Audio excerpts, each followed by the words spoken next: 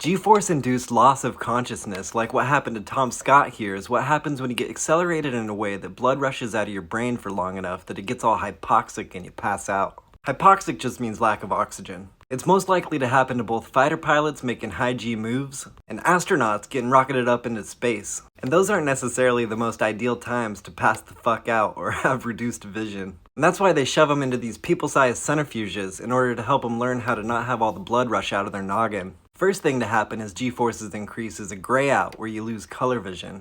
Then you get tunnel vision and lose your peripheral vision. And the last thing to happen before you actually pass out is a complete loss of vision while you're still conscious. The extra pressure in the eyes counteracts blood pressure, so you lose blood in the eyes first. Regular people, having never undergone high G training, usually clock out between 4 and 6 G. But a trained, fit person with a G suit and a good straining maneuver can sustain up to 9 G if they try really hard. The straining maneuver is a series of leg, butt, and ab contractions that you gotta do to push blood back up to your head instead of going downward. Isometric is what they call static muscle contractions that don't move the angle of your joints. So if you're flexing your butt right now without moving your leg, that's an isometric muscle contraction. Meanwhile, G-suits are a pair of trousers that are worn over or under a flight suit. They're connected to an accelerometer or G-sensitive valve in the plane, so when the plane accelerates, they inflate and apply pressure to the legs and abs. And they typically add about 1 G to the pilot's G tolerance. The other thing that's really important is what direction you're being accelerated relative to your spine. Colloquially, it's called eyeballs in, eyeballs out, eyeballs up, eyeballs down. You can withstand way more G's when you're being accelerated forward or eyeballs in, and that's why astronauts lay backward when they're being launched up into space.